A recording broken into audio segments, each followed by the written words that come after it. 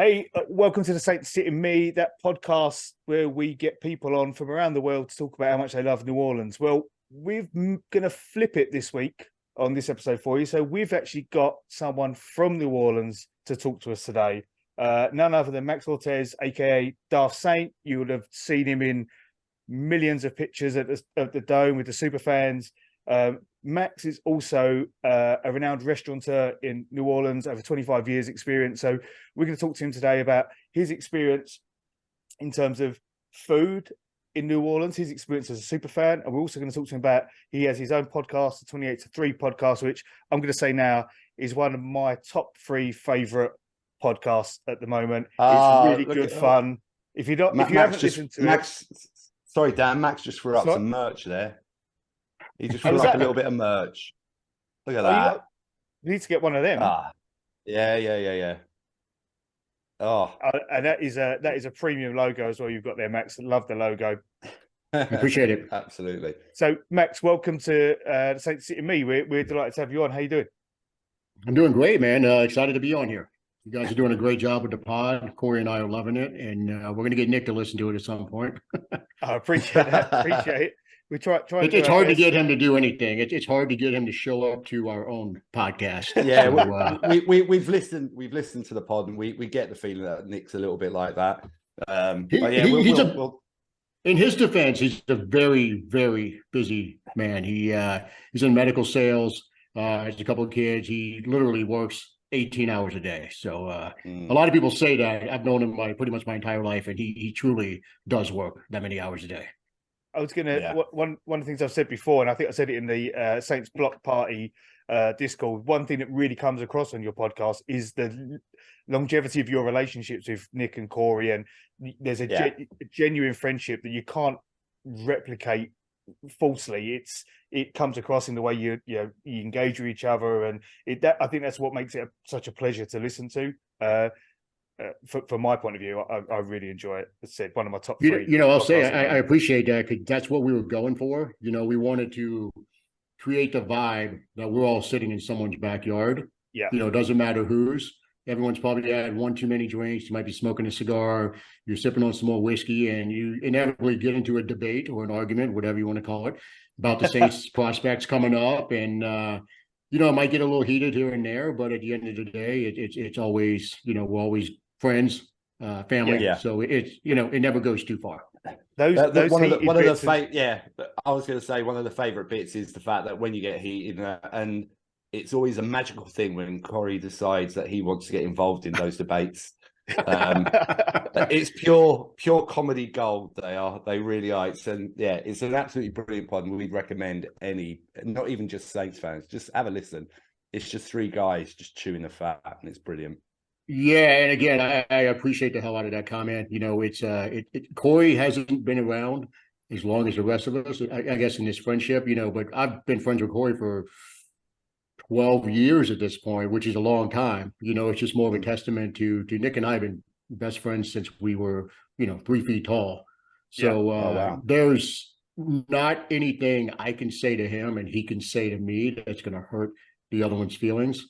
And I think a lot of times people are surprised by that. My wife will even say, she's like, I can't believe the way y'all talk to each other sometimes. I'm like, oh, it's fine. Neither one of us remembers anything 30 seconds later. And that's just, that's from 35 plus years of just having spirited debates about everything from, the Saints to football cards to video games to restaurants. You know what I mean? It's just, he was one of my partners in the restaurant. Yeah. So it's it's a long-term friendship that's been intertwined with business and pleasure. So but Corey's an awesome addition to the crew. He's funny as hell, especially when he starts talking about Caden Ellis. He's got some interesting takes, and we like to encourage the hotness, the temperature of the takes. We'll poke him here and there and prod him along, and hopefully those takes come off screaming hot. So and Corey is, as you said, Corey's a great guy. I mean, myself and Dan, we didn't know anything about him until we went over for Jazz Fest, and then he happened to be there on draft night, and he is a very engaging guy, and good company. He's got one of the best personalities on anybody I've ever met. Like, you can truly drop him in a room of anybody, and he's going to be getting along with everybody within 5 minutes. And it's funny because I had to basically twist his arm to get him to go to the meetup during Jazz Fest. You know, I knew he was sitting around the house watching the draft. His fiance was out of town doing some work stuff. So I kept texting him. I said, dude, you got to get out here. You need to meet these people. You know, it's a great group of people. It's a great community. You know, Brian and Adam have done a great job along with everybody else of just building this amazing community. I said, get out here, come meet them. You know, you'll fit right in. And then sure as hell, he's hanging out with y'all the next night, and I wasn't even there. So, you know, that's a testament to Corey being able to basically blend in with just about any dynamic of people. So I would recommend anyone who wants to get an entry episode to the 28 to 3 podcast is the charcuterie board episode. It is probably, I'm not just saying this because Max on it, it might be my favorite ever Saints related podcast episode I've listened to. I was on the train home from work, pissing myself laughing, just really enjoying it. And it's abstract, but it's relatable and it's funny. And it's just the kind of conversations me and my mates would have down the pub. Like when we've had a couple of drinks, we're like, compare this to this. But it just worked. It was so good. I really, really enjoyed it. Well, I mean, look, the inspiration came from you guys. So, you know, I think I just started off with possibly a cheese comparison for Saints players. And you said, you know what, let's take it a step further and include the whole board. The evolution was fantastic. It really was. No, I loved it because the second I saw, you know, cheese board as an idea, you know, I started brainstorming. I said, fuck it, let's just make it as outlandish as possible at this point. Yeah. And that was right. That was right in your wheelhouse as well, wasn't it? Absolutely. Yeah. And honestly, it was fun to get back to talking about that sort of thing. You know, that was a nightly occurrence when the restaurants were open. From our restaurants, we had 3 of them. They were open from 2011 till 2018. And, you know, that's when I met Adam. Adam came through. I don't remember. It was, you know, one of those just random, you're going back and forth with somebody on Twitter, you know, and we had the same opinion. I'll never forget. It was on Tavon Austin. I don't remember what year the draft was, but we both wanted the Saints to pick Tavon Austin with our first pick. And we bonded over that. We were both horribly wrong about the take, you know, and we've owned it several times, but we found that we had a lot of similar takes on what the Saints should do with the draft or what they shouldn't do. You know, the Pat Mahomes was one. I was right there with him, not as vocal as him about it. You know, he was probably first on it just from the Texas Tech connection. But there's been a few of them where we've been perfectly aligned on it, and we just bonded over that. He was in town for, I don't remember what game it was, maybe 49ers, I'm not sure. And I said, hey man, come by the restaurant while you're in town, you know, and buy you a couple of drinks. He came by. We ended up going to the game the next day, tailgating, doing all that stuff, and then just ever since then, just been pretty tight. And then Ryan, which is even funnier, we go back further in a more indirect way. It was the old Saints website called saintsreport.com. You know, and it used to be, before the days of social media, this was pretty much your only source of Saints news, and this is the only place where you could get together with like-minded Saints fans and shoot the shit about how the team was going to do, you know, bitch about things and all of that. And I remember Ryan on there, and we would go back and forth on Saints Report. So then I saw him on Twitter. I'm like, oh shit, I got to follow him. And then he and Adam got to be tight. So it just was, you know, it's a great thing seeing how those guys have blown that whole thing up, man. It's awesome. It's great to see. It's inspiration for the rest of us, you know, just getting into the podcast game. You know, we're learning how to crawl at this point. Those guys are absolutely. Right? I'm sitting there looking at my numbers, so it's gone up by 1 on listens. Dude, I'll be honest with you, I haven't looked at a number yet. You know, for us, the biggest thing is just kind of getting a consistent flow week in and week out, you know, whether it's nailing the intro each time. And, you know, we'll rotate it and give everybody a crack at doing it and just kind of, you know, see how it goes. And, you know, just trying to be consistent, because that's the hardest thing. I mean, you guys know this. It's when you're first starting out, man, it's kind of weird when you're, you know, you're being recorded and you kind of got to, I say you kind of got to filter what, I mean, I never filter what I say, but, you know, Corey's a little more mindful of that, being that he's an attorney. Yes, so he's used to having to be composed and crafting a well thought out argument, and Nick and I are a little more crass, and whatever thought pops into the head comes out of the mouth. Although that being said, Nick is a goddamn encyclopedia when it comes to Saints statistics, NFL statistics. The dude he's a fucking savant with that. Yeah. So whenever we'll try to stump him on the show, like, oh, well, how many yards did this person have in his career? He's probably going to nail the number, no matter who it is, what position. So it's a good dynamic. But man, like you guys were saying, dude, it's week to week, man. It's tough. Just learning how to crawl. And I know Ryan and Adam have got it down pretty down pat now. So we're just chasing them at this point. Yeah, they're setting the pace for the pack for sure. Oh yeah, absolutely. It's my favorite listen. Especially during the season, just getting, because I know they're not gonna temper the takes any. If the team needs to be loud capped, we know Adam's going to bring it. Yes. And it's always going to be it's going to be a fun listen. Not enough. You can't get that from the legitimate media. This probably isn't popular to say on their Discord, but I enjoy the hell out of Underhill and Triplets podcast. It's a very informative one. They're both pretty plugged in, and they do a good job. But I also like the more everyman take, the every fan take that we can get from, all of us. But it's not as informed, it's not as polished, No, and the beauty of the whole thing is that it's great to have all those takes. That they're different ingredients, aren't they? It's different ingredients, different people have different tastes. I'm like you. I enjoy Nick's podcast. I enjoy yours. I enjoy Ryan Adams. From a Saints perspective, I think that apart from Ross Jackson as well, they're the only ones that I listen to from a Saints point of view. I have 4 on auto download on Spotify, 28-3, Saints Block Party, Ross Jackson. And I like what Maddie Hudak's doing on her Before the Whistle, which is a bit more, not necessarily Saints focused, but for me, understanding more about the game and things, that's quite good for me. So, I got to check that one out. I haven't heard of that one. Yeah, I've listened to quite a few of those. Well, and she's got some fantastic episodes on there. Nice. Her one, genuinely, Max, listen to her one with Ross Jackson, because it's a phenomenal podcast. Not just talking about Saints, but talking about their journeys to where they are, but also the trials and tribulations of life. So it veers off into different directions, but it's absolutely wonderful listen. It really, really is. Yeah, and you know what? You hit the nail on the head. It's good that we all don't need to have the same opinion. And it's like you see Nick and Corey and I very rarely share the same opinion on something.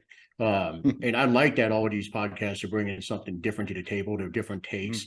Because it wouldn't be any fun if everybody had the same take and the same argument. It's just too sterile. You're just listening to the same thing over and over again. Yeah. It's going to get stale. It's going to get boring. Bring on the different stuff, man. Like I'll listen to the Saints Happy Hour podcast. Those guys are. It's a different direction than some of the other ones, and I like having all these different ones. And sometimes I'll listen to whichever one it is that's on, and I'll say, oh, that's a stupid take, but I respect it because they're putting it out there and they're attaching their name to it.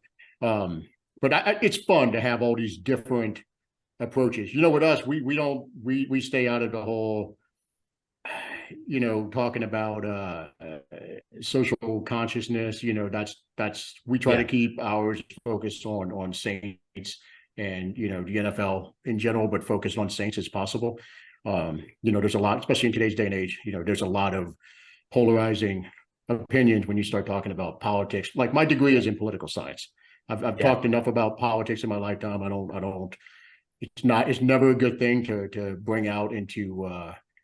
If you're trying to do like a Saints podcast, it's not a good thing for us to bring it into it. Yeah. Now I respect the hell out of Adam and Ryan for, they're being conscious of what's going on at every level, and there's a focus on it. And I respect that, and that's their thing. Like that's not going to be our thing. We're going to be strictly Saints. It's the sports aspect of it and keep it at that as much as possible. Yeah.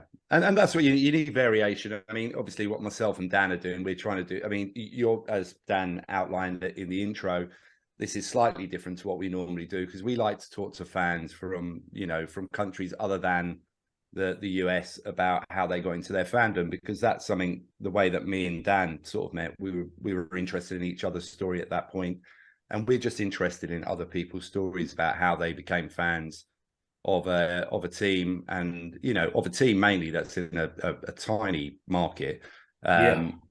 And it's just interesting to us. So we're coming at it from a different angle.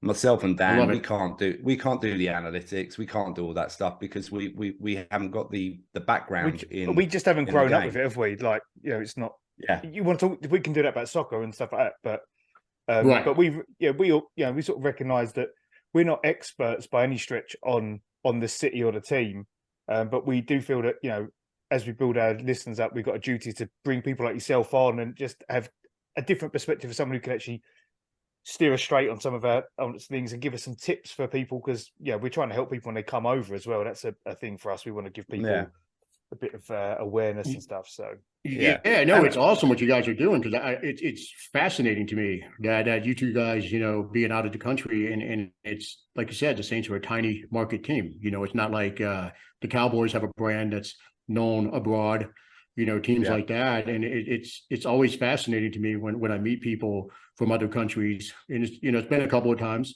When we went to the Super Bowl, we ran into a bunch of people who were lifelong Saints fans, which was crazy to me. And it's just fascinating, hearing how people like yourselves have come into being a Saints fan. It's so cool to see, because we're thinking, growing up in the city, it's a tiny city. It's just, we grew up here, so it's our team. It's just, it's a simple, this is where you were born. This is the team that was here when you were born. That's the team you cheer for. So it's amazing to me hearing about how other people can come into fandom in different ways. It's so cool. Very cool. Yeah. When I was at the NFC Championship game, the woman next to me, she was convinced I was just a tourist who had heard there was a game on and bought a ticket. She's like, no, you're not really a fan. You've just here on holiday and you've managed to get a ticket. I was like, no, I literally came just for this game. But she was amazed, amazed by it. But yeah. I assume you're talking about the no call game. Yeah, right in front of me. Yeah, we've touched on this previously on this pod, Max, but unfortunately that was both myself and Dan's first game watching the Saints in the Dome.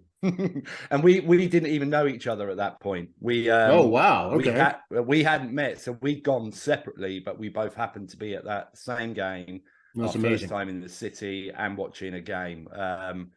And what a game! Ugh. Yeah, we don't need to dive into the specifics. No. Terrible. Dan, I think we should swiftly move on, mate. Yes, yeah. On that note, so obviously, Max, you're New Orleans born and bred. We know your story from other podcasts, but you got into your Saints fandom started with a comic. Is that right? Am I remembering that right? Yeah, it was funny. I was, I guess, would have been 9 years old, and it was the 1987 season. The Saints at this point, perennial lovable losers, never had a winning season. And then that one year they ended up, I think they went 12-3 or 12-4, and made it to the playoffs for the first time. City's going bananas. My parents, who weren't even sports fans, my dad was from Cuba.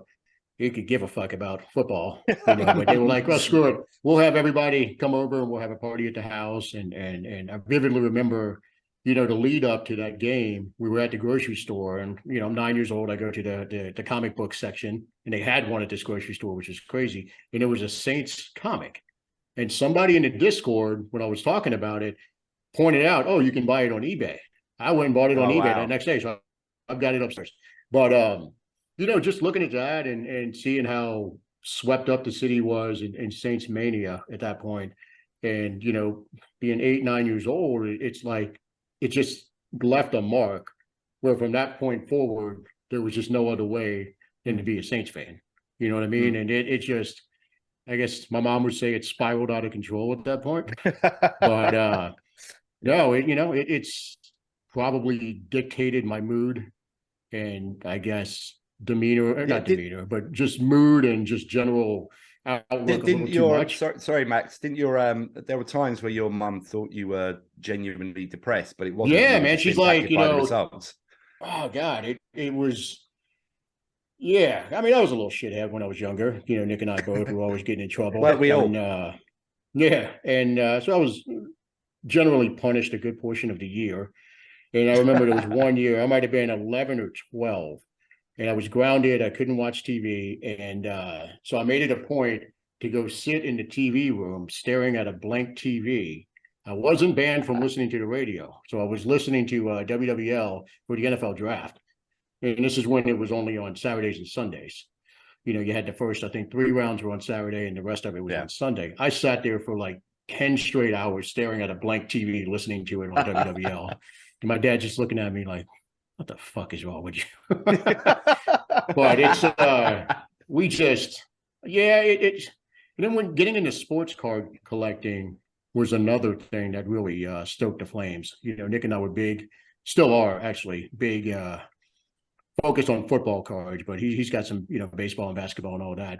But we were always big into card collecting. So that kept us more in tune with what was going on in the rest of the NFL, because you were looking at like what rookies you wanted to collect and hold on to in hopes that they would hit it big and then you could flip that card and make some money. But it spiraled out of control. And, I pretty much ended every year in a bad mood, except for that one year we won the Super Bowl. So, and always a good time. In terms of, obviously, a lot of people know you with your Darth Saint persona. In terms of you started doing that was like around late 90s. You started doing that. No, so right? the first time I did any kind of paint was for the first playoff win back in 2000. It was a very basic paint job at this point. I had the girl I was dating at that time.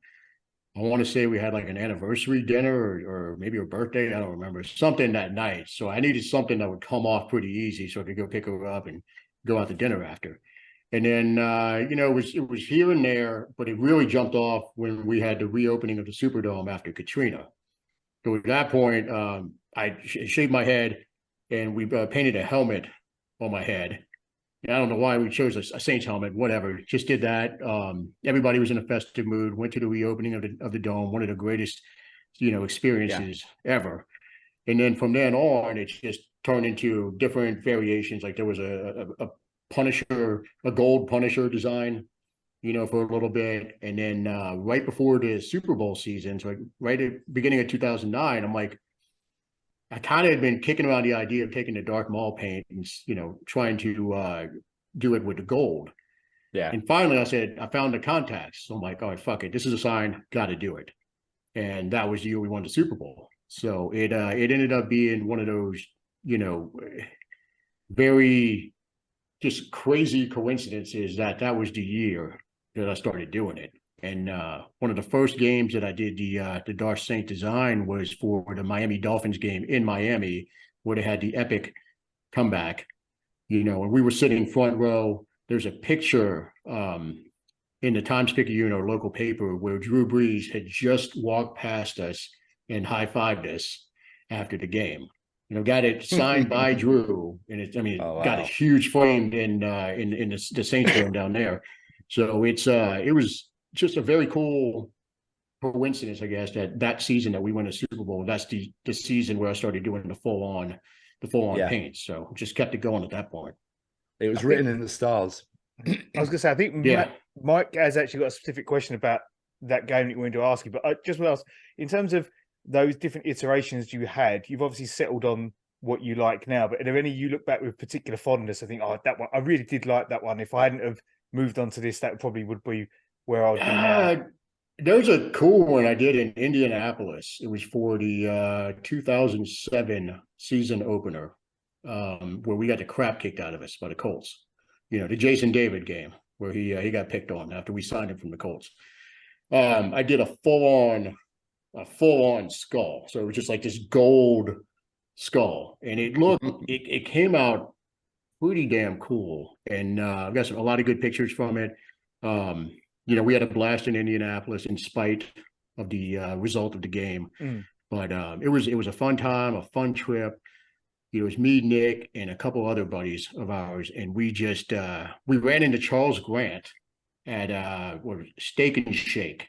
We were eating. It's probably the game. I think the kickoff was at 7, It's 11:30. We're grabbing a quick lunch before we go wander around the streets. I'm all painted up. Charles Grant comes walking through. He's got to play in this game in like 7 hours. And I remember looking at Nick. I'm like, why the fuck is this dude eating at Steak and Shake a couple hours before a game?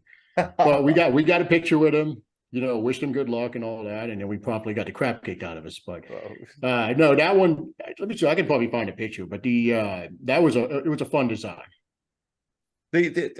Obviously from the perspective of the makeup, how long does it take to actually apply? Man, when I first started, it took like 2.5 hours at first. Yeah. But which was rough for a noon game. At this point I lived in the warehouse district, so I was about a 10-minute walk from the Superdome. And for a noon game, I wanted to make sure we were out on the streets by about 9. So do the math on that. I was probably waking up at like 5:15. Jesus Christ. And this is in full swing of the restaurants. So it's it was tough. There wasn't much sleep at that point. Yeah, but Max, you're a young man at that point. We all know when we're that age, you power through, don't you? That's you do. You have to. Yeah. You probably won't be able to see this as well. So that's outside the Superdome for the reopener. I think a lot of the helmet had kind of come off at that point. Oh, that's pretty cool. Everybody was just in a celebratory mood because we didn't, half of us didn't think the Saints were coming back. We thought they were going to move to San Antonio. So here's the skull. Oh wow, yeah. That was good.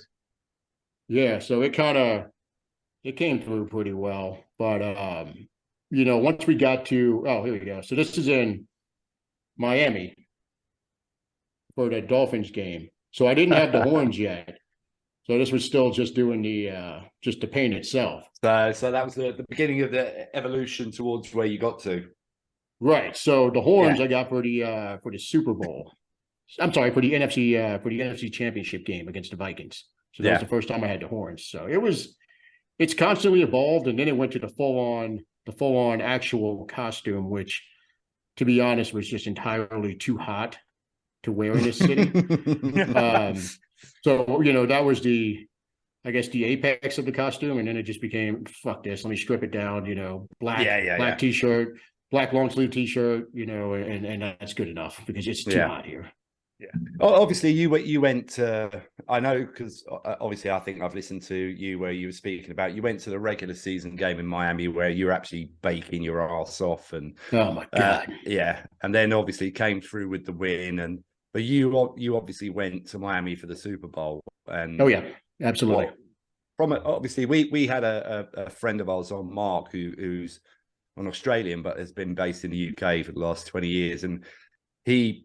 In November, I think, of that year, was it, Dan? He woke up one night and he'd had a dream that the Saints were going to win the Super Bowl, and he actually booked tickets about 2 days later.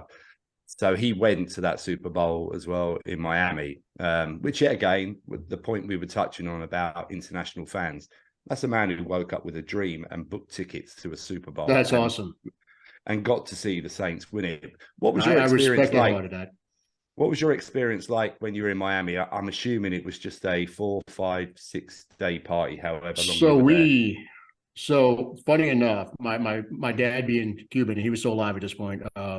They had sold the condo he had in Key Biscayne, which is 35 minutes away from Miami.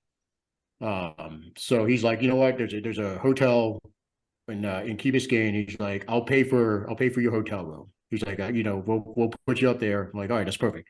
He's like, it's gonna be a little bit of a drive, so take cabs, do all that. I'm like, yeah, that's fine.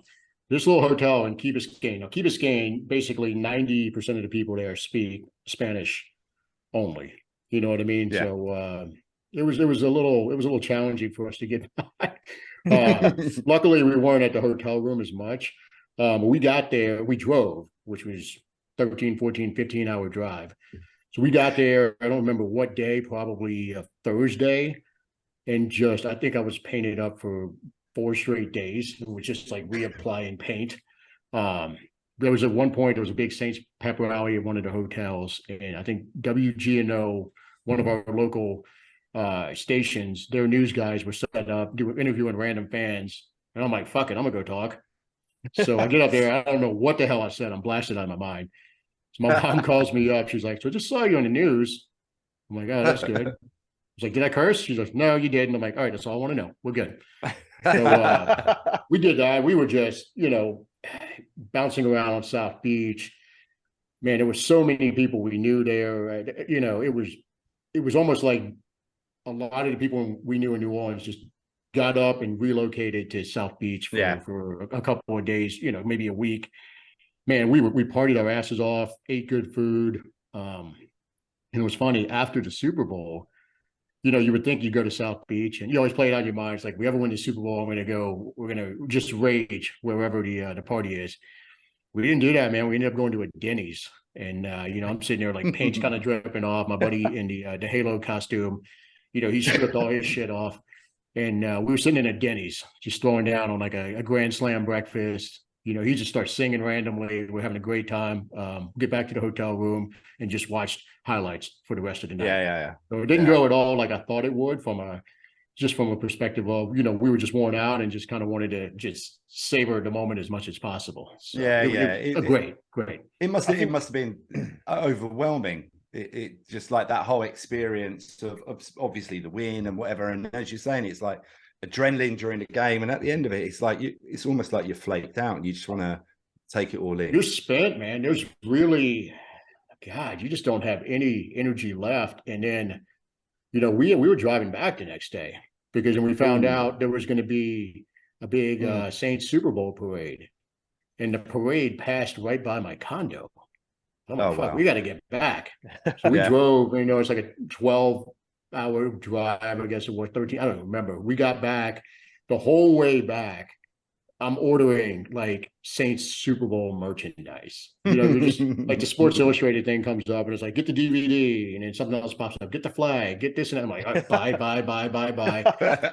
And the next couple of weeks were just package after package getting delivered to the house. But we got back in time.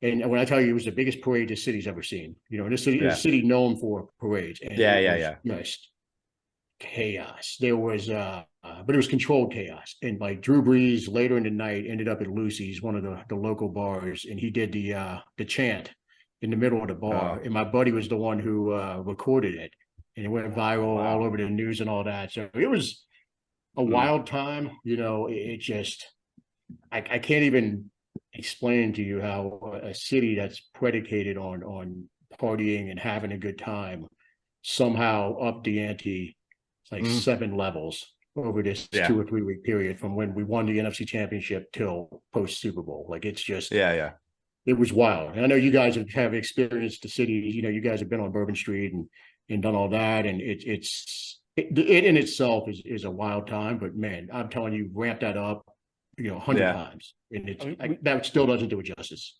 We came over from Mardi Gras last year, and I still, it gives me shivers when we walked around the corner on Royal. I think it was on Royal, and we just rounded the corner and we just saw people like on a cart jumping up and down, dancing.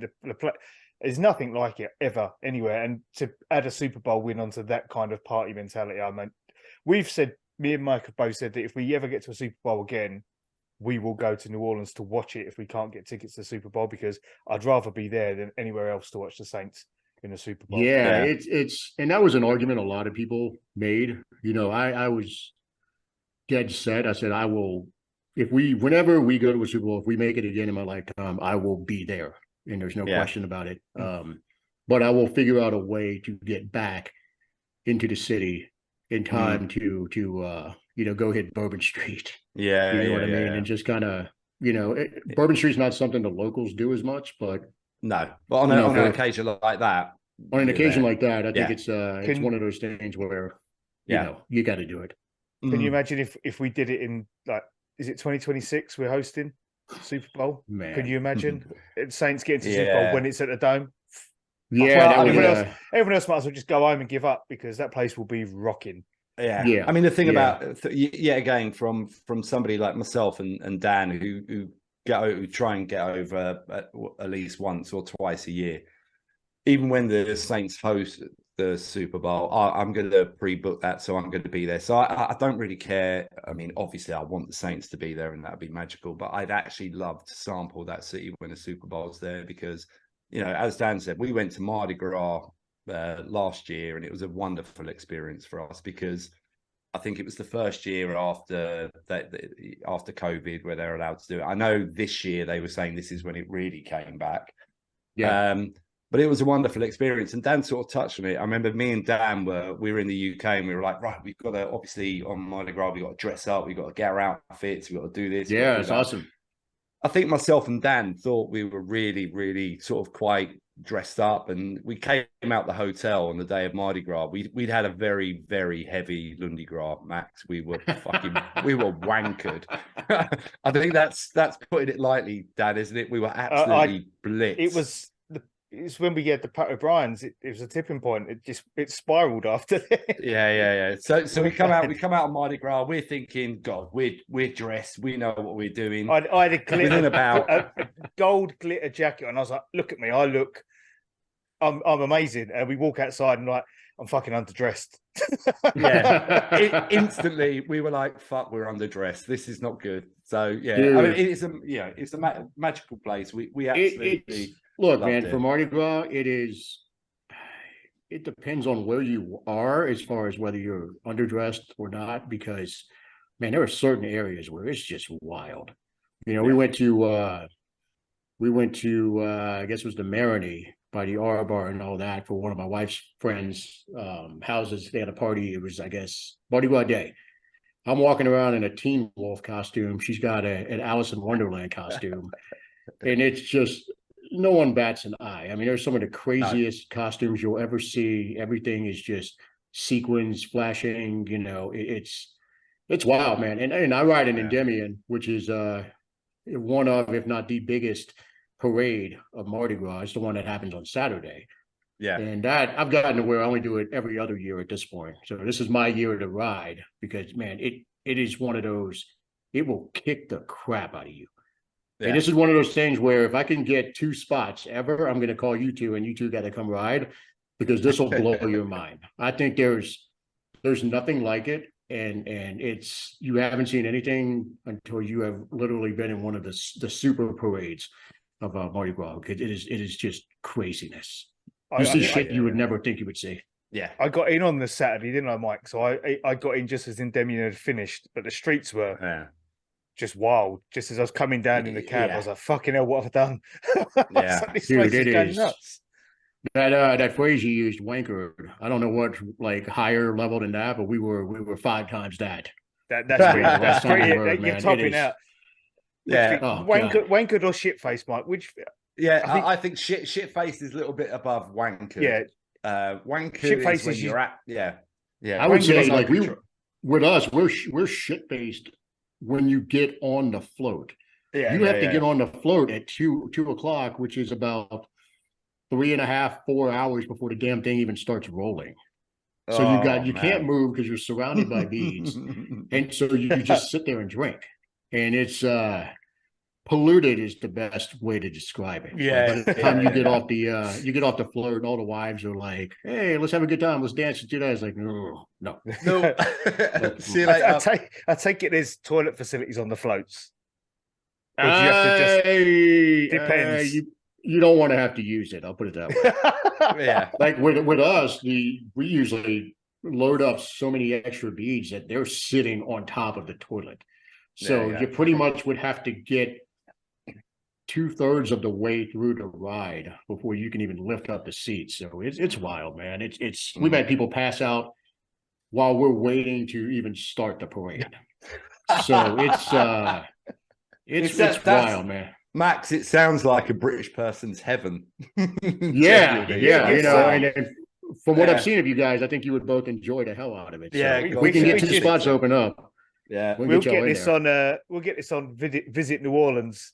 This clip just to sell it to the Brits when they do one of these campaigns in the UK. The Brits will be all over it.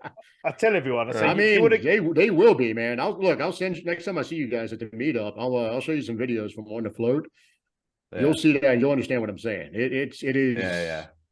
it's fun. We'll put it that way. Well, theoretically, Max, because I think our plans have slightly changed because myself, my wife, and my two sons. My eldest son is 27 this year, and my youngest son is going to be 21. And we were waiting for my youngest son to hit 21 before I took him to the city, because obviously I want him to be able to go into bars, everything, enjoy himself. So we're looking to come over next year for Mardi Gras. Nice. Since then, my wife has sort of said that she might not come, so it might just be it might just be me and my two sons. So I'm not going to hit you up. I'm not going to hit you up to ride, but I'll hit you up because I think you. No, hit me up. We there might be some things we can get you into that'll be fun. Yeah, I got to see. You could show my sons what the city is really like. Man, it's wild. There's this one event.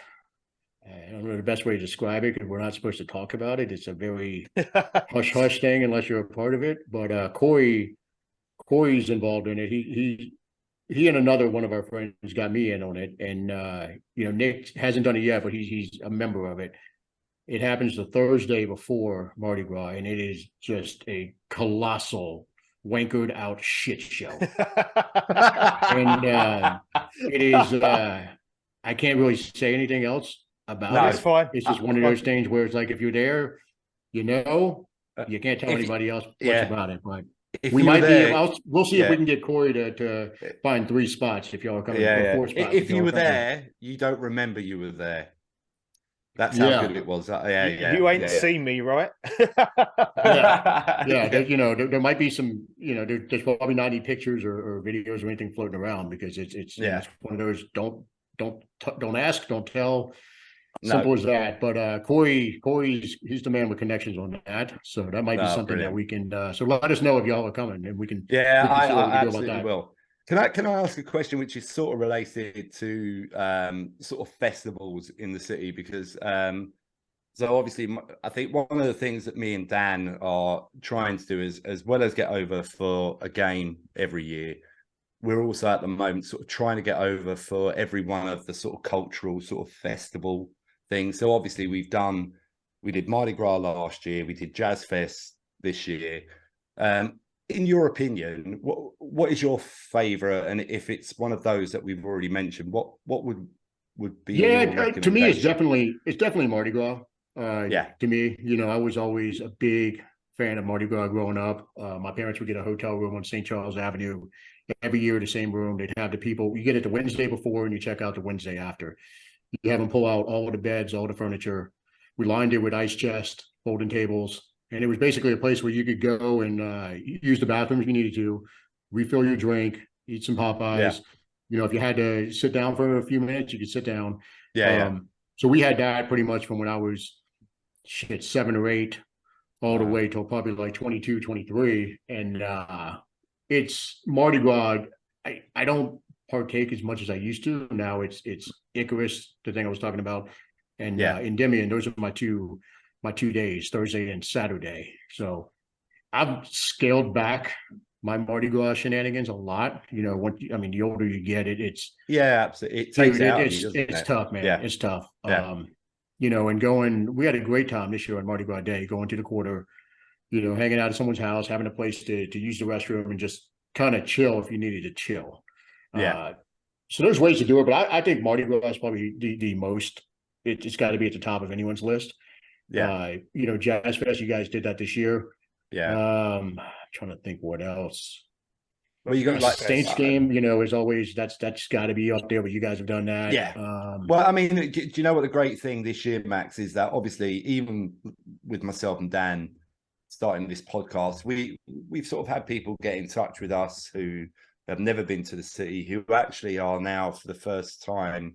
They're going to go to the city this year, so they're all coming over for the Bears game in November. I think there are 2 or 3 people, isn't there, Dan? I think it's more than that. Some people still messaging me at the moment saying they're going to try and get over. There's at least 4 of us for the UK, maybe 5. That's awesome. Yeah, and so they're going to get that. They're going to get that, and we as sort of international fans, as we were saying, forget the game that we went to, but the experience of going to the Dome for the first time. Being in Championship Square, like the fact that you can be in the French Quarter having a beer or whatever you drink and walk 5 minutes and you're at the Superdome. Yeah, walk there. It's just a wonderful experience. And so we're excited that, because myself and Dan are going to be there in November for that game. So we're going to have UK fans that have never been there that, you know, we're going to be with, and that's going to be a wonderful experience for us just to watch them experience that whole thing, which is great. No, it's going to be great, especially in November. It's nice and cool, hopefully, because dude, those September games are fucking brutal. So bad. Yeah. I mean, this temperature right now, like, I know I said it earlier. I mean, it's unforgiving is the best. I mean, it's like taking a shower and then you just throw some clothes on without drying off. That's what it feels like walking around. Yeah. So, but in November, I think that's going to be, it's a great time to come to the city. You know, you're creeping up on the holidays. Everybody's in a festive mood pretty much once you get around Thanksgiving time. And that's the thing, you know, New Year in this city, in my opinion, doesn't happen until Ash Wednesday, which is the day after Mardi Gras. Because for us, it's like, you got October for Halloween, the French Quarter. That's what I would say. October, come down for Halloween. Yeah, I was there. I was there last year for Halloween. Okay. And it was fantastic. The one that I've always wanted to go, and I was actually, before Dan this year sort of said that he wanted to go to Jazz Fest, I wanted to go to French Quarter Fest, because from my understanding, is that a decent one? Or dude, it was great. It was great back in the day, you know, when it was a little bit smaller. I'll be honest with you, I haven't been. It's probably been about 7 or 8 years since I've been. Yeah. But it was always a good time when it first started. You know, it was smaller, not as many people knew about it. Easier to get around and navigate the whole process. And like anything else in the city, it's blown up and it's huge now. Yeah. Did that used to be the more sort of local festival? Yeah. The one that wasn't? Yeah. Which, because the people that I've spoken in the city, that's the one that they tended to lean towards to be their favorite. But as you were saying, now it's the city, it's commercialized, so now everybody jumps on board, such as me. You know, I'm a tourist. I'll say this though, it's like, excluding June, July, and August, and probably September, the rest of the year, you can come to the city and find something that's going on. Yeah. You know, you really don't want to come during June, July, August, September, because it's so hot. And you know, people, the French Quarter looks like it's deserted. You know, it looks like a zombie apocalypse broke out and everybody, you know, flew the coop. And you just don't want to do anything. You know, and but when you come to the rest of the year, you got French Quarter Fest usually in April, Jazz Fest the end of April, first week in May, Mardi Gras anywhere from early February to even early March. So there's always something going on then. I think pretty much once you get to like January and it's playoff time, like if the Saints are good, you got a stretch of like 4 months where there's shit going on and it's going to be fun. And there's really no wrong time to come to the city. Particularly if Mardi Gras is in late February, early March, because usually the weather is as good as it's going to be here. That's what it was for us when we came. Yeah, it was nice. That's right. It was perfect. It was beautiful. It was perfect. And look, man, that is the outlier. That's like 1 or 2 weeks out of the year. You know, y'all really lucked out being here when you were, because man, it is not normally like that. It's usually you catch the wrong weekend here, it's bad. And it'll ruin your mood, man. It's just too fucking hot. It's too hot to do anything. So just go to the cinema. That's it. Just sitting there. Oh man, like we're going to Florida tomorrow. We'll be at the beach for a week, and you know, so we're wrapping up work today, and you know, the wife and I were like, let's go get some tacos, and then we're gonna go get some Hanson's snowballs. I'm like, all right, cool. And normally when we go to Hanson's, it's on a Saturday or a Sunday, and I'm wearing shorts and a t-shirt. I'm still in work clothes at this point. So we're standing in line, and dude, I'm just sweating my ass off. And I look at her and I'm like, there is no other place in the world that I would wait in line for other than this place. Because I know the end result is going to be so good that it's worth it. Yeah. We know you're an advocate, aren't you, of Hanson's? Oh my God, man. It is the greatest. Look, I've said this several times. I don't know if I've said it on the pod yet, but in a city of well-known and established restaurants and bars, to me, there was no better experience than going to Hanson's. There was no better food or beverage experience because a Snowball, it's not quite a beverage. It's not really a food item. But, overall, that's if someone's in town from some other city, I'll take them there before I take them anywhere else. Yeah. And it's because, look, there's a reason they have a James Beard Award. Jesus Christ, a fucking Snowball stand has a James Beard Award. Think about that for a minute. Like they're doing something that is that unique and that groundbreaking. We go twice a week. Yeah. Like no kidding, we go twice a week and we change up the flavors.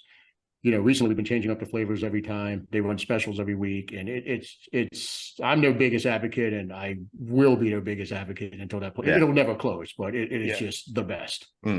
I haven't had it. We had a Snowball magazine, didn't we, down the Garden District? Yeah. We was in last time. I had the watermelon jalapeno, which was quite nice. A different flavor. Next time you're here. Oh yeah, definitely. Going to Hanson's. Definitely. But you segue us nicely into the other topic we wanted to talk to you about, which is cuisine in New Orleans. Yeah. You're the first person we've had on the pod that we've actually been able to do some research on. So I'm not saying like a stalker. My first question is, what the fuck is a face-off, and why does it sound like the best drink ever invented? Okay. Wait. Sorry, Max. Before you go any further, I know this was at one of the restaurants that you ran, which is you're no longer involved with, or is there? Well, we closed it down. Yeah. So it's not in existence anywhere. No. So is there no way that myself and Dan can get this? We could possibly replicate it. We'd have to check and see. Yeah. So I'll give you a little background on the drink. So I apologize if you hear the dogs barking. That's fine. Not a problem. We had a very robust charcuterie program at Root. So Root was the first restaurant we opened up. Modern American cuisine, very creative, off the wall stuff. Like our signature dish was scallops coated with chorizo dust, served in a cigar box. And then we piped in smoke. So it would come out to the table. You open up the cigar box, smoke's going everywhere. And it actually complemented the flavor of the scallops. So the charcuterie program, so they started making this thing called face bacon. So basically we would get the whole pig in, and this might be 150, 200 pound pig, whatever. So you see it on the table. This thing's huge. So what they would do is we try to use every aspect of the pig. You don't want anything to go to waste. Kind of like a boucherie, which I'm not sure if you guys have heard of those. They'll do that in northern Louisiana. Basically they'll get a pig, they'll slaughter it, break it down, and it goes off into different sections, and every aspect is utilized. So with the face bacon, so basically we would say surgically remove the face of the pig. You take the snout, the ears, you dice them all up. You add a lot of herbs and spices. You roll it up into a roulade, so it'd be about that big around.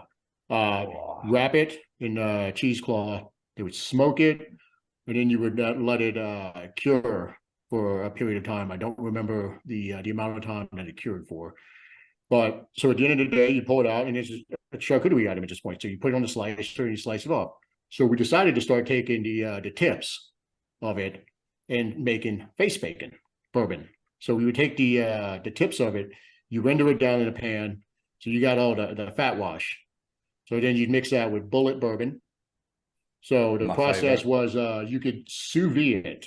So you'd seal it, vacuum seal it shut. So it's the face bacon fat wash, the bullet bourbon, which already has a smoky flavor to begin with. So you vacuum seal it, sous vide it. I don't remember the temperature. You'd let it go for a little bit, throw it in the freezer. All of the fat would rise up to the top. So then you'd open it up, you skim off the fat. And then at that point, you strain it through a cheesecloth a few times. Yeah, it's delicious. I love bullet. You strain it through a cheesecloth a few times. And then at the end of the day, the product, it had this amazing flavor where we would serve it. We would serve like a piece of the face bacon and then like a little shot of the face bacon bourbon next to it. And you could take a bite, and then you take a sip, and the flavors were it was there, and it was mind blowing.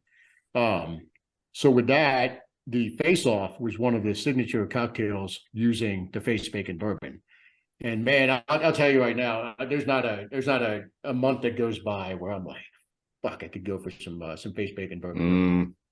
It's so good. I read an interview with you when we was prepping for the podcast. I just see it in there. I was like, that sounds fucking amazing. That's Yeah, dude, right up my street. To be honest, Max, as you were explaining it there, I could feel that Dan was getting erect. Yeah, him too. Yeah. That makes two of us. No, man, it was a real fun time, man. It was a moment in time. You know, probably we opened in 2011. I would say, I think the Super Bowl was here in 2012, and when I tell you, 2013, I guess it was. When I tell you, we were probably and obviously I'm a little biased, but we were probably the top restaurant in the city at this point for about, there was probably a year stretch. And this is when it was just the one restaurant. Yeah. And man, for that Super Bowl, because we were right down the street from the convention center where there were a lot of events going on, man, we had anyone that was on NFL Network, was in the restaurant. Any actor that was in town was in the restaurant. And, it was just loaded. I remember having conversations with Peter King at the bar, because he couldn't get a seat because it was just packed. And talking to him, so, sent out some scallops for him, and he wrote about it in his column, the Monday Morning Quarterback, that next Monday. And I just remember seeing that, being like, man, that is so cool. How did this even happen? Because we were just, we were doing well, and then it's like you just slammed on the gas right around the Super Bowl time, and then we just rode that wave for a few years. So it was. The face bacon bourbon was very cool. The scallops were another one. I remember Cam Jordan's rookie year. He came into the restaurant, and he's like, "Man, what should I get?" And I was like, "Well, the scallops are my favorite, but the duck, everybody likes that." And he's like, "All right, fuck it, give me both of them." I'm like, "All right, here we go." So he's a big man. Big man. He has to put that protein and all that stuff in. Yeah, man. And look, we were getting Saints players in there on a regular basis. Always a good time. We got to know a few of them just from those experiences. And we tried to make sure it was a very, welcoming environment. We never, not at any point, we were never saying, hey man, I need to get a picture with you. I need to do this. It's just like, hey, what's up? Welcome in. Here's a shot of whatever. The shot we made up that, turned into the hot ticket for those guys was the mescalamison. So it was mezcal and Jameson, which is a disgusting combination. I'm kind of disgusted with myself that we came up with this, but it became a thing. Like Roman would come in, he's like, "Man, give me the mescalamison." I'm like, "All right, I guess we got to do it." So it turned into a thing. I feel like Adam had it once or twice. I'm not sure. There was a tequila I got him on that he swore by for a little bit, but no, man, it was a fun time. It was a good moment in time. It's almost like, there was this 6 or 7 year period where all this kind of crazy weird shit was happening, and it's like we can look back on it now, like, man, I'm glad I made it through that. But it was a fun time in the city, and it happened to coincide with us being relatively successful with the restaurants, so it was a good time all around. I'm part of me is glad that it's those days are, a little bit over with, and I can be a little more relaxed and what's the word, responsible than we were back then. I was gonna say, you talk about your schedule. You work in the restaurant, and then you get up at 5 o'clock to go to Saints games and stuff like that. It's gonna be draining. The restaurant was open till 2. The restaurant was open till 2 in the morning. So imagine, you turn around and like, you're probably. I mean, look, I never closed it. I had managers that were closing it, but I would be there late with bringing people in to spend money, and we'd have a good time with them. And there was a couple of times where you get 2 or 3 hours of sleep, wake up because you're so excited to go to the game. We got Drew Brees, we're great at this point. Sean Payton, it's just an amazing era. And man, I probably took a few years off my life over those couple of years. I did have a question I'd actually written down, like, and you've alluded or leading onto it, in terms of you had the players come in, you built friendships with Roman. The friendship was still in place today. you strike me as someone who doesn't really get starstruck. You take it in your stride. But was there ever any point where someone would come into the restaurant and you'd be like, "Fucking hell, Max, keep it together. I can't believe that person's in here." Or yeah, man. Look, it's funny you asked that. There was a time. So my condo was a block and a half away. So when you're in a restaurant, you're never really off the clock. You might just go home and kind of get away for a little bit. Yeah. So I had always told my guys, I said, look, if you're ever having issues, just text me help. I'll be there in 5 minutes. Whether I'm sitting on the couch and, shorts and a t-shirt, I'll throw on a suit and I'll be there. There was one time, I think it was I want to say it was a Sunday night. I was getting ready to go to dinner. And I get the text and it's Sylvester Stallone is here. Oh. So I'm like, so dude, I'm a huge Rocky fan. Give me Rocky 3 and 4 are two of my favorite movies to rewatch over and over again. It's been that way since I was 4, 5, 6 years old. And so I hear Stallone. At that point, I'm like, all right, hold on. I'm not going to dinner yet. I'm going to the restaurant. I got to make sure this dude's all right. Go in there. And it was kind of depressing to see. I mean, he looks so old, man. So they were filming The Expendables at this point, the first one. All right. And they were filming it. A good portion of the filming was at this warehouse, which was about 50 yards away from my condo. So those guys, like, we saw Dolph Lundgren a couple of times, all the guys that were in The Expendables. And but seeing Stallone, man, I don't know why I just had built this image up over the past 35 years at that point, Rocky Balboa, he's the man. And then you meet him in person, he's kind of like hunched over and he's like, hey, you got a great place. I'm just looking at him like, oh my fucking God, this guy's old. Holy shit. But it was Max, sorry, could I point something out on that one? At that point, he would have been old. No, yeah, no doubt. This was probably 8 years ago, I would guess. I mean, he's got to be 70 something at this point. So but it was just how small he was. Because I'm 5'11", maybe 6 feet, and I mean, this dude was short, and he just kind of looked feeble. But that was also the thing about him when he was in the Rocky films, because he is only about 5'8". So I would say like 5'6", man. He's I'm assuming with age, you shrink a little bit. I'm getting there. I used to be 6'1", but I'm now about 6 foot. Well, I was 6 feet. I went and got my physical last week. I'm now like 5'11". I'm like, what the fuck? Exactly. It happened. It happened. But I think he's always been. But what a magical moment, though. Even though, the names, but even beyond Sylvester, it's like the names that you were listing off. I think me and Dan were both at certain points during that time when you were. I think me and Dan were like, oh my god. But you took all that in you would have took all that in your stride because that was your job at the time. And look, but the thing is, like, working in restaurants in New Orleans, the ones I worked at before opening my own were very. I mean, I was working at John Bash's flagship restaurant called Restaurant August, and they won a James Beard Award when we were there, best food and service. They were one of the first restaurants to reopen after Katrina, and any celebrity you could think of, like U2. The day before they played at the Superdome for the reopening, was having dinner in the private dining room. We were taking care of those guys. Any reporter, celebrity that has come through the city has probably gone through that restaurant. Like when Sean Payton was in town, I guess for his interview to become coach, he came in August and I took care of him. It was Mickey Loomis, Sean Payton. I want to say Jimmy Buffett was at the table too, or something weird like that. But, Jimmy gets everywhere. And that's the thing though. You don't even bat an eye, dude. Like you'd be walking down the street and like Brad Pitt and Angelina Jolie were like walking had their baby in a carriage or whatever back in like, fuck, this would have been what, 07 or 08, I guess. You see these people all the time, and it's just kind of you don't really notice it. You become blasé to it, don't you? If you're seeing that many people, you kind of do, and it's I mean, at the end of the day, they're all people. Everybody puts their pants on one leg at a time, Exactly. We all got shit. Yeah. even the Queen takes a dump. Well, she doesn't anymore, but no kidding. That's a little bit insensitive to certain UK fans. I like it. What's the biggest challenge of running restaurants in New Orleans, Max? Because it is a city that is so associated with food, and there's an expectation from everyone.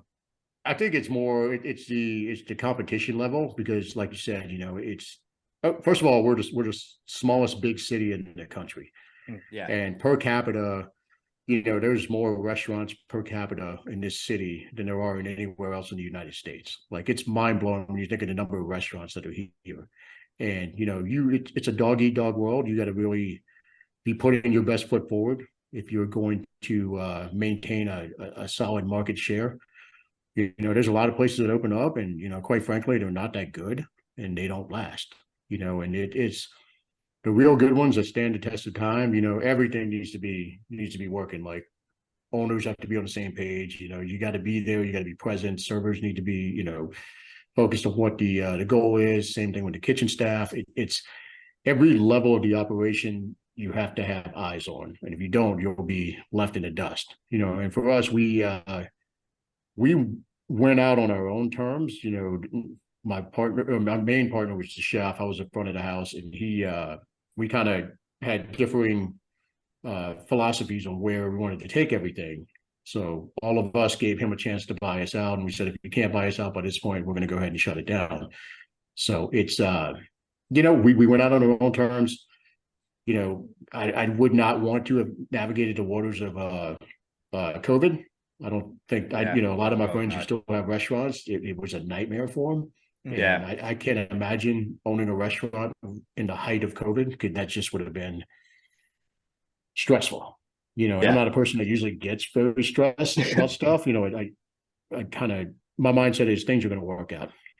I'm not going to spend too much time worrying about it. And but that would have been a tough situation. It wouldn't have been something. It wouldn't have been fun. I'll put it that way. So no, and the whole being out of that world. Like now, like I'm in food sales now. Working. I go find restaurants to buy from our company, and that's today's day and age. With the labor situation, where it's hard to find good people, man. I mean, people are really don't want to work, and it's it's a tough situation. So I'm grateful I made it out to this side, and I'm in food sales. The wife's in wine sales, so it's a good situation for us. We're not having to work nights, weekends, holidays. Able to kind of get that balance.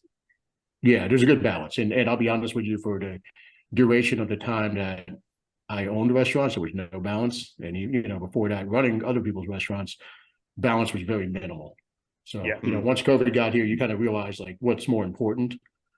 And seeing, I guess, the way other people live, like, oh, nights, weekends, holidays, hey, weddings, hey, this, that, and that. What are they? Yeah. At that point, it's like, you know what? Maybe this is a little more important than trying to go chase a James Beard Award or something like that, which we were all too focused on. That was the end all be all. It's like, let's go win these awards. Let's go, win this competition, win that. And it's just, we're both hyper competitive people, and Nick as well, on the back end, the silent partner, as it were, the most competitive person you ever see. So it was always like, just keep pushing. Everything else gets shoved to the side. So it becomes all consuming, doesn't it? That's literally what it is. Everything. Oh, dude, I could write a book on just like, the restaurant industry in this city, and just that period of time. Although I think it's over. There's been a lot of progress as far as labor, and the Me Too situation was a big thing. Because before, restaurants were the Wild West. It seemed like sexual harassment ran rampant. There were no rules mandatory. In restaurants. Yeah. Right. And, drinking and drug use and all that. It's just people just, burning the candle at both ends, and then setting the middle on fire as well. That's what working in restaurants is like in the city. And it's not a good environment for a lot of people. I don't have an addictive personality. So for me, I've never been one to mess with drugs. I'll drink a lot, and it probably was drinking way too much during that period of time, but it's a tough thing. Not a lot of people are built for it. And luckily I, made it through the other side relatively unscathed, and can now enjoy a more relaxed, well, I suppose lifestyle. So as well, you can look back on it like you guys won a plethora of awards. You got a lot of praise. You can look at him almost park it and say, we did that, we were successful, and now I've moved on to something else which is more fulfilling in other parts of your life. What would you say is probably your favorite restaurant in New Orleans now to go to as a customer? Or a couple of restaurants. I'll give you a couple of them. But Pash is number one. Adam, who is now down, I think, 2 bets to me. He's going to be taking me to Pash whenever he brings his ass back to town. I think we have another bet too, so I guess it'll be 3 for me at that point. But no, Pash is probably number 1 on the list. Always an amazing meal. It's not anything reinventing the wheel. It's kind of straightforward, but at the end of the day, it's the most well executed restaurant there is. The seafood, I mean, it's perfection. When you go there, like I could take anybody there and say, okay, this is what we're going to do this, and I promise you that person's going to walk out going, holy shit, that was amazing. So they're number 1 in my book. Let's see, Costera, which is uptown, buddy of mine, partnered up with the old chef de cuisine from Pash. And this one's like Pash if you mixed it with some Spanish influenced cuisine, not quite tapas, but smaller plates, not appetizers, entrees, salads, any of that. It's like the menus kind of blended together. Amazing restaurant. Compare Le Pan with Nina Compton. Amazing restaurant.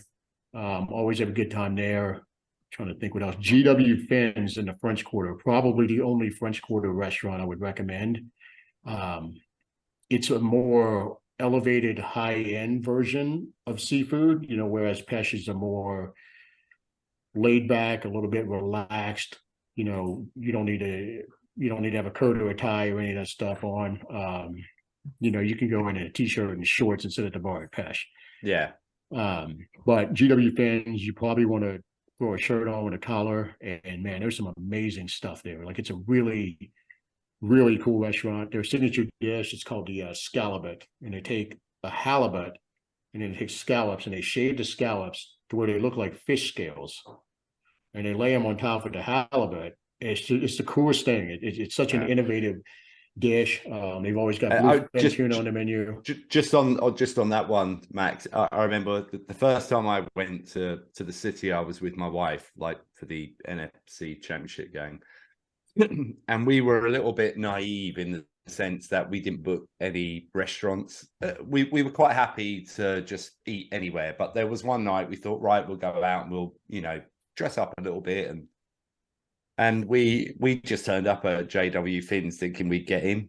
I think it was on a Saturday night, and it was like, that's not going to happen. So we attempted to go there, but we hadn't. And yet again, you let me know when you guys are coming to town. We've got enough connections at this point to where either my wife or I can shoot a text to somebody and get you pretty much into any restaurant. Pesh is, man, it's tough to beat. It really is. And where is Pesh? Pesh is in the Warehouse District. It's so not too far away. No, not far at all. You know where Emerald's is? You probably let me see. I'm trying to think. We know where Cochon is. We've been to Cochon. Okay, you know where Cochon. Okay, so it's the same owners as Cochon. Oh, the same owners. Okay. So they have Pesh, Herb Saint, Cochon Butcher, Giada. They're all there's 5 really good restaurants. For me, Pesh is head and shoulders above the rest. The other ones they're good. Pesh is elite. Okay. Right, but Dan, it's in that same area. You know the meme where someone's doing that, Max? I'm doing it on my notes. That's what me and Dan are doing at this moment, mate. So, it's funny. It's funny. We've actually started to compile a list, and let me actually pull it up because it comes up all the damn time where people are like, hey, what do you think about this? Where would you want to go eat? And let me see. Yeah, it's funny. So the NOLA Essentials, this is what we were calling the list we're compiling. So if you wanted to, first and foremost, I put Hans's on there because you got to get a snowball from Hans's. It's the best thing ever. Klesse Seafood for boiled crawfish. So when you come to New Orleans during crawfish season, Klesse is the best crawfish in the city. A muffalata, the traditional. Oh, I had my Jazz Fest. It's fucking amazing. Yeah. So you got to go to Central Grocery in the French Quarter to get one of those. Yeah. Cafe du Monde. Everyone needs to go to at least once. Go have a beignet at Cafe du Monde. Yeah. For seafood, I have on here Passion GW Fins. Classic New Orleans restaurant. Like if it's the quintessential New Orleans restaurant, Clancy's. It's further uptown. It is fucking fantastic. We have a very prominent Vietnamese population in this city. Yeah. So our Vietnamese restaurants are killer. Yeah. And there's a few really good ones here as well. I eat Vietnamese food 2 or 3 times a week. Yeah. And I don't care how hot it is outside, I'll still have a big bowl of pho and enjoy the shit out of it. But man, there's some really good spots in this city, but it's probably not the ones you're going to see on a billboard when you get off the plane and you're walking through the airport and you see a sign up for. It's probably not going to be one of the ones you see. It's going to be one of them that's a little more, I guess, incognito. People don't talk about as much. Those are usually the best restaurants. But Pesh is my number one if I had to pick one. Yeah. In terms of Dan, Dan, sorry to interrupt. When we're over in November, I think we need to pre-book. I think we need to go for sure. Whether it be Thursday night, Friday night. Where we went last time, I made sure I'd booked Kishon because I'd seen his name's gone now, and I love him, out of Jack Ryan and The Wire. He's like New Orleans. Wendell Pierce. He went there with Phil. Somebody threw it to Kishon, and I watched the episode and I was like, I'm fucking eating there 100%. And I booked it. Yeah, man, it's good. It's good. And really nice. Yeah, it was good. I'm gonna tell you though, Pesh beats it up. It's the same company, but Pesh beats it up. Like man, it's like if Derek Carr is Koshan, like Drew Brees is Pesh. You know what I mean? It's like he's just gonna walk all over him, no matter what. Max, I think you've sold that to every Saints fan on the planet just with that statement. They're gonna have a queue every game. Just have a stream of international fans rocking up and say, Max sent me. Max, hey, that's awesome, man. Look, and anytime, any way I can help as far as getting reservations or anything like that, let me know. We can make a call. Max, not saying it's a guarantee, but there's a good shot. Thank you for that, Max. Thank you. I was going to say, in terms of the quintessentially New Orleans dishes that people think of, they are the ones that we get over here is generally jambalaya, and it's shit and it's butchered. What to you is the classic New Orleans meal that you would say to someone, if you're coming over, you have to try a proper version of this? It's tough because gumbo is always something you hear about when you hear New Orleans. Yeah. Now, the reality is the best gumbo you're going to have is the one that someone's aunt makes. I fucking said this. Max, prior to coming on the pod, myself and Dan had a 2, 3, 5 minute chat before we hooked up, and Dan was saying that I want to ask Max this question, and I think he'll say it's your aunt, it's your mum, it's your this. It's true, makes man. It. And look, you guys ask Ryan, ask him, hey, what's the best gumbo you've ever had? He says it's his mum's. His mom, or exactly. Yeah. And honestly, it's true. It's because it has to be made a certain way. There's the way you're doing the roux. Like my wife makes a badass gumbo, but man, the effort that she puts into it to make it it's a lot, man. And it's not for everybody. You can't buy the pre-made roux or any of that shit. Like you got to be in there constantly stirring it, making sure it's not burning, but keeping it at that exact level. I make my own gumbo and etouffee because you can't get it here. and I just spend like 20 minutes, half an hour just stirring it constantly, just make sure it doesn't burn. Yeah, you have to, man. And look, it's a process, and not a lot of people are willing to do it. And like my mom's one little. My mom, her gumbo ain't the best one, so I'm not one that's gonna say that. But she'll take the shortcut on it. She'll buy the pre-made roux. She's the exception to the rule. She's the exception to the rule, and she'll take the shortcut by buying like the pre-made roux and doing that.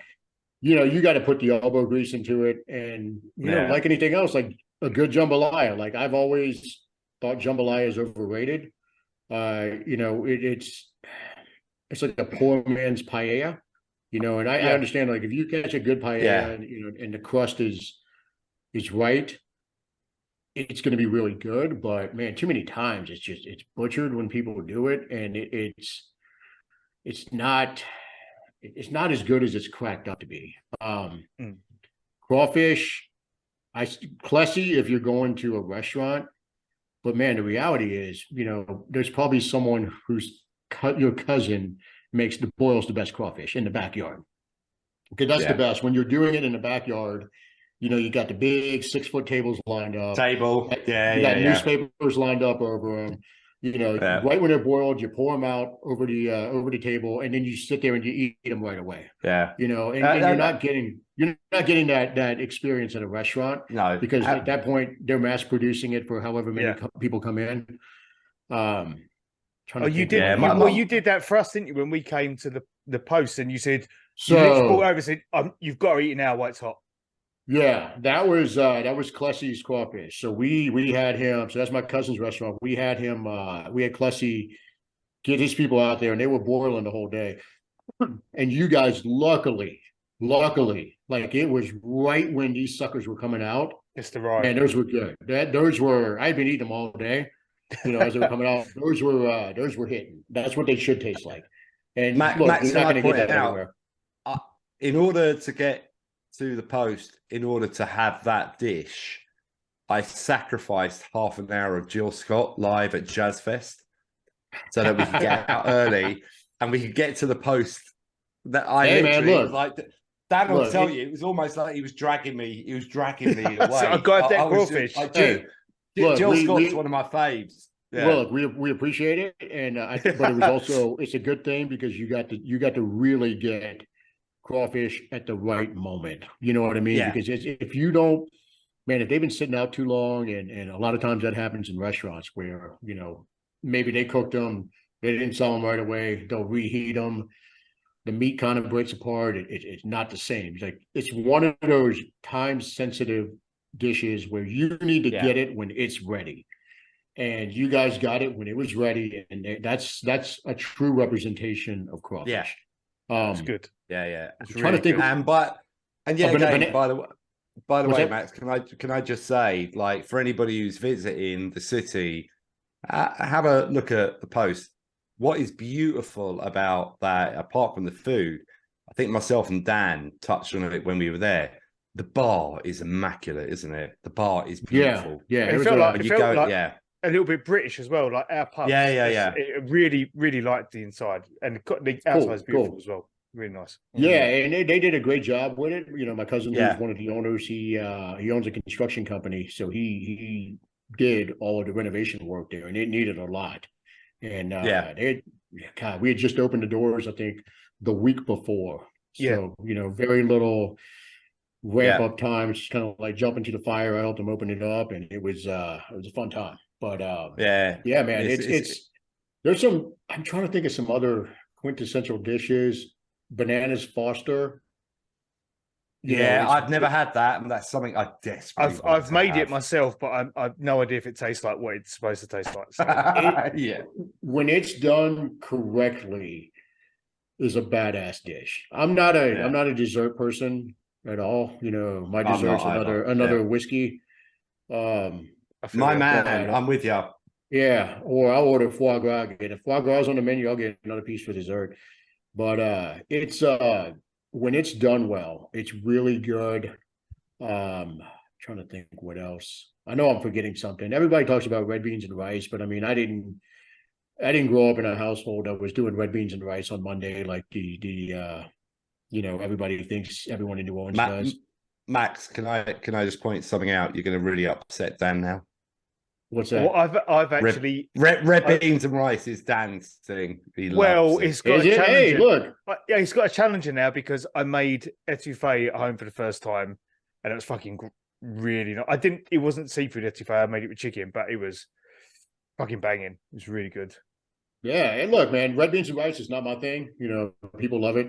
I think I've heard Ryan talk about it a bunch. Look, it's not my thing. I know there's the perception that everybody in New Orleans eats red beans and rice on Mondays. My family didn't. That's whole debate. It is what it is. Yeah, look, it is what it is. But I've never been big on it. It's not my thing. But people do love it. Yeah. Gumbo, I love. Like a good gumbo is like we'll make it once it gets cold. Once it get around like November into December, that's when we'll make a big pot of gumbo, and we'll make way too much, but it's perfect because you can go ahead and you can throw some in the freezer, and you can throw some into the fridge, and you can eat it over the period of like a week or two, and it gets better as it's sorry, Max. Can I just pull you up on something there? I love the way that people who live in New Orleans, Louisiana, say when it gets cold. What is cold? Explain to us what cold is. Cold here is probably like 50 degrees in most people's eyes. Yeah, exactly. But here's the thing, though. Here's the thing: the humidity. Because the humidity amplifies every fucking thing here. So right now, it's 102 degrees. Well, it was when I was outside. When we were getting snowballs, it was 102 degrees. The feels like temperature was like 109, 110 because the humidity is ramping shit up. Oh my God, man. Today was one of those days where I question why the fuck I live here. I'm like, why am I not in California, sitting by an ocean, just enjoying like a nice cool breeze, and I'm just like the only thing that I can think, which is probably very similar to you. I remember I went to Egypt about, God, I'm trying to think how old my kids are. I went to Egypt 21. But 14 years ago. Max knows. Max, man, you're a savant yourself. Yeah, I went about 14 years ago, and we were in Egypt, and it was like 100. I think it got to 110. They had a heat wave. It was brutal. And I remember coming out one night, and we sat down. We'd had dinner in an air-conditioned restaurant, and then we all went out and we sat down and we had drinks. Yeah. And I sat down there, and whatever it was, I had a beer or a whiskey or whatever it was, and literally within 3 minutes, my legs were just literally. It was like I pissed myself. It was like that's that was me today. That humidity, yeah. No, that was me today. Yeah. That's the only time I could. So that was the one occasion that I felt that. I can't imagine living with that. Oh God, dude! And look, we're fortunate. We live on the water, so our condo is literally there's a little peninsula that goes out on Lake Pontchartrain, and we're surrounded by boats, and it's kind of this secret little area that most people don't know about in the city, and we're right on the water. So 3 balconies, all that, and there's a little bit of a breeze, dude. It's still hot as fuck. That breeze ain't doing anything. Is that one of those hot breezes, though, Max? Oh, because man. they're brutal. They're suffocating. You step out for you. Nope, not today. I don't know whether to comp it to opening up an oven, when you're baking like a cake or something, or opening up a dishwasher in the middle of the cycle. It's got to be dishwasher. It goes in between those. Dishwasher brings the humidity because the steam comes up as well. Yeah, exactly. So it's somewhere in between there, depending on the day. But it's that thing about the oven. It's the thing about the oven when you forget the oven's hot, when you just open up and then suddenly it just burns your fucking face. It's like, dude, it's brutal. It's brutal. Oh. I'm if you can't tell, I'm ready to get the hell out of the city for like 7 days. We're gonna go to the beach. I don't mind just temperature if I can jump into a body of water. Yeah, and that cures everything. But I can't jump in the water here. There's all kind of shit. I think, Max, just the last question, maybe on food. So obviously the pod that we do, we sort of try and grab international fans and try and people who have never been to the city. And we know, and we've spoken about it before, like, so the guys that we're talking about who are coming over this year for the first time are tourists. So they're going to do everything that tourists should do. Hit bourbon. Right. Obviously do all that stuff around it. Do you know of a hole in the wall or a food joint which is not high level, which is just somewhere that they ought to go and grab something to eat, which would be sort of phenomenal for them? Man, I'm not asking much. That is, you know what? Give me a little time to let that one marinate. Yeah. I promise you, by the time you guys are making it down here in November, well before then, I'll have an answer for you. But that one off the top of my head, shit, that's it's just one of those. Tough, man. That's tough. That's a real tough one. The reason I sort of ask it, I remember I came over to New Orleans. I'm trying to think now. It was 2 years ago. I came over on my own to the city for 2 weeks on my own. I then went up to New York and I met Dan and we went to a Jets game. So I was here for the Bills and the Cowboys during that season where we were fucking awful and we got annihilated by the Bills and just about lost to the Cowboys. But I remember going up to Frenchman. Dan will tell you, my thing about coming up to the city is I'll have a drink, but I have to go to Frenchman. I have to listen to musicians. Yeah, I've just got to listen. Yeah, I've just got everything. Come into my ears. That's what I want. Yeah. And I remember going up there once and I sort of, for whatever reason, I bumped into a couple of guys who I didn't knew of the city, didn't know them, drank with them, had a great time. And then I thought, right, I'm going up to Frenchman. I hadn't eaten all day. I go up to Frenchman. There is a food truck at Frenchman. I was like, thank God for that. And it's the best thing that I ate. It literally in the whole 2 weeks I was there, it's probably the best thing. I had this pork sandwich and it was just incredible.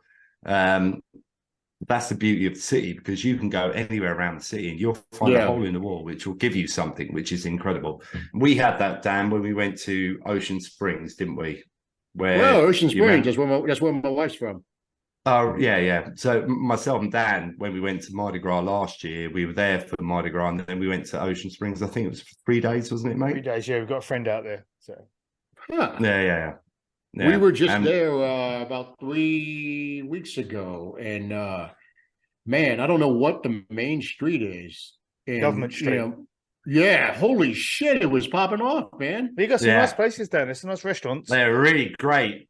Well, dude, it's wild. So my wife's parents owned a po' boy shop in Ocean Springs for 30 years. So once COVID hit, they decided to go ahead and shut it down. They were winning awards for like best po' boy and all that. Yeah. So they shut it down, decided they didn't want to do it anymore. And so I hadn't really stayed at Ocean Springs other than staying at their house, for like a day or two. And we ended up we were going to see Anthony Jeselnik at one of the casinos in Biloxi. So we said, fuck it, we'll stay in Ocean Springs. We'll go to the show. We'll get something to eat before, and then we'll come back and go hang out in Ocean Springs if there's anywhere to hang out. Man, we get back, and Government Street looked like fucking Bourbon Street. Like every bar was packed. And we went, up and down the street, had a good time, checked out everywhere. And like, she was like, I don't remember it being like this. And it just was mind blowing. I had no idea that there was this side of Ocean Springs. It's the fucking go-karts. They're all on golf carts, aren't they? Man, they're everywhere. All LSU golf carts. And it was funny because LSU was in the College World Series the weekend we were there. And it was, I want to say, like the second to last game. And, so the one bar, the office, was packed. Everybody was watching the LSU game. We ended up going down to one. I think it was like a Mexican restaurant in the daytime, and it turned into a big club at night. Oh, I know what that is. Black lights in there. Is that the one with the open air? Yeah. We know it. Dude, black lights on. Yeah. Fucking people had, all different kind of like, the glow in the dark paint and stuff all over them. I'm like, where the fuck am I? Oh my God, this is Ocean Springs. It's supposed to be sleepy. What is this? And I'm texting people. I texted Nick. I'm like, you're not going to believe this. Well, Ocean Springs is popping. He's like, you've had too much to drink. I'm like, no, I'm telling you, I have had too much to drink, but it's popping. And I'm showing him like pictures and videos. It's crazy. It was almost what I imagine like a sleepy college town to be like, and at night when people sort of the students get active and stuff. It was. I really liked it. The Waffle House was all right as well. yeah. Waffle House is fucking great. I love Waffle House. Look, like if you're gonna tell me, look, no bullshit. Every year, and it'll be a week from today on my birthday. We will be at Waffle House in Destin, Florida, and I will have the big dish of hash browns with probably some eggs on top of it, and I'm going to take the bacon, and I'm going to put the number 4 and the number 5 on my plate, and it's going to go up on Instagram because every year it's tradition. The Walter White, put your age and bacon on top of the plate, and it happens every year at Waffle House. So that'll be next Friday, I promise you. And Waffle House is my favorite restaurant. I'm not even kidding you. I will go there. I would weigh 300 pounds if I had my own way, because I would go there 5 times a week. I did in college. Waffle House is God, I love it. But I just thought of a kind of hole in the wall spot. Probably doesn't qualify as a hole in the wall because I think there's 3 locations now. There's one in Baton Rouge, and then there's one on the West Bank, and there's also one on Chapatula Street. It's called Barracuda, and it's right now it's probably our favorite go-to lunch spot. We went for lunch today. We immediately went down the street 2 blocks to Hanson's right after. Some of the best like beef tacos you'll ever have. That's traditional beef tacos, not the ground beef, Taco Bell shit. Yeah. Just really good barbacoa, beef tacos. Proper barbacoa beef tacos. Yeah. Just really, really good beef tacos. She gets the usually a chicken tacos. The queso's fantastic. The salsa, which I'm a big salsa guy. The salsa is fucking fantastic. We've been probably like the last 7 Saturdays for lunch, and it's just become this. It's tradition. We'll go there, and then we go to Hanson's down the street, and that takes up 3 hours of our Saturday. But I'll try to think of some other ones. I'm probably going to come back with a Vietnamese spot. Because those are truly hole in the wall places that you don't hear about. Yeah. And man, there's some badass ones here where like if you want a really good pho, there's a few of them to go to, but if you want everything else, there's this one called Tan Den. It's not a hole in the wall. Anyone in the industry in New Orleans knows about it. I'm not sure about, I guess, people outside of the state, but man, there's these Korean short ribs. They're insane. Lemongrass chicken wings, they were just ridiculous. Like, this is one of those. It's good, man. It's really good. And I love Asian food.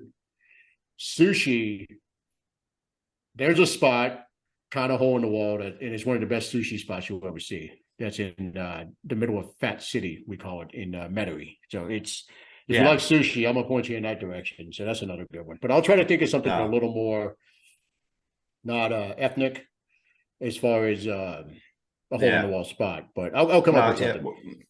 Hey, look, Max, thank you. Genuinely, thank you for everything. I've got one last thing that I personally want to ask. Okay. And it's about, I need your predictions for the season. We do that with everybody who comes onto the pod. So it's funny. So we did the schedule episode of the podcast, and we went through it game by game. Yeah. And I think I had us at 14 wins. Corey had us at 13. Nick had us at 11. And before we started this exercise, Nick and I were both like, no, we're going to win 11 games. And somehow in the course of drinking and talking this out, I got to 14. He told me that, and I said, well, no, that's wrong. I said, we're going to win 11 games. So I'm going to say we're going to win 11 games. Well, Max, that will win me my bet with Adam, which is fine. Unfortunately for you, we do it by game basis. I don't want to hear your. Oh, we can do that. Okay. Yeah. So I'm going to go through it. So the first thing we're going to do, all right? Titans at home, win or loss? That's a win. Cool. That's a win. All right. The Panthers away.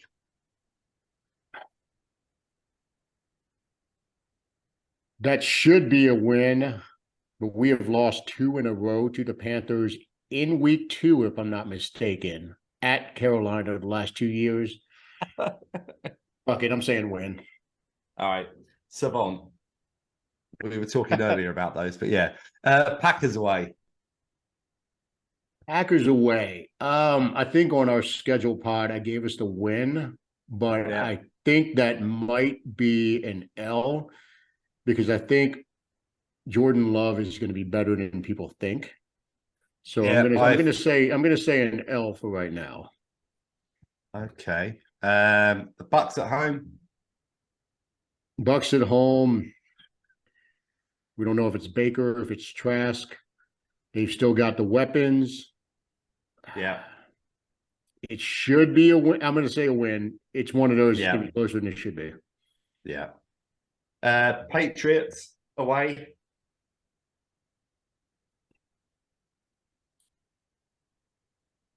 I'm going to call that one a loss. It's just one of those. On paper, Mac Jones, they haven't been as strong recently, but it's Belichick coaching for his coaching life. Call it a loss. All right. It's an AFC game. Lose that. Texans away. Okay, Texans, that better be a win. Yeah. Jags at home. Jags at home. Yeah. I'm gonna call it a loss. And I think it's one of my favorite players coming out of college, Travis Etienne. I think Etienne coming back home, he's from up the road in Baton Rouge. I think Etienne has a big game. I'll call that one a loss. Okay. Colts away. Colts. That's a sneaky one, man. Look, it's Mobile QB. I know the Colts had a high draft. Look, I know the Colts had a high draft pick this year. That team's good, man. The quarterbacks really have been their Achilles heel over the last couple of years. They had the corpse of Matt Ryan playing quarterback for them. It kind of depends on who's playing. I'm going to call it a win. I think I called it a loss on ours, but I'm going to call it a win. Okay. We always do very well against Gardner Minshew, and Anthony Richardson. He's not ready to play, so we'll call it a win. Yeah. I mean that scary thing is like if that kid is. If he puts it together, it's going to be frightening. If he becomes ready to play, then it's like, oh my fucking God, what are we doing? The Bears at home. We're going to lose that one. We're losing either the Colts or the Bears game. No. Max, that's why we're coming over. Well, come on. This is what we call the reverse jinx right here. So you're going to thank me. You're going to thank me in November. I'll be because you're going to say, "Hey, you picked this as a loss." You're going to thank me in November. I can assure you, the only way I'll be thanking you if that result goes the way you've just said is if you can get me a fucking face off, my friend. That's the only way. We'll be banging on like Kashon's door going, give us some smoky fucking bacon and some whiskey. Yeah, you know what? They don't do the face bacon like we do. So we'll figure something out. But I think we're going to lose. Dad ought to go into a wholesaler's and buying a whole fucking hog just to do it ourselves in a hotel room. I think we lose either the Colts or the Bears. I don't know which one. One of them is all right. Yeah, right. The Vikings away.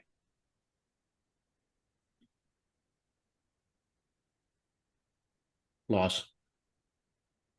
Lose? Yeah. Right, so we have a bye week and then we're into the Falcons away. Win. Fuck the Falcons, win. Yeah. So we got the 3 stretched out at home. The Lions at home. That one's going to be a fun one. I think we win that one, but it's going to be a fun one. I think this is where we kind of go on a little stretch where we win. We string some wins together. Yeah. The Panthers at home. Panthers at home. What did I say for week 2? Loss or win? You said win. We lose this one. We're going to split with them. All right. It feels like a split. And the Giants at home. I think we win that one. Yeah. I mean, also they've got the whole Saquon thing, which is up in the air as well, haven't they? The Rams away. Win. The Bucks away. Did I say we beat them the first time? Bucks, yeah, we beat them the first time.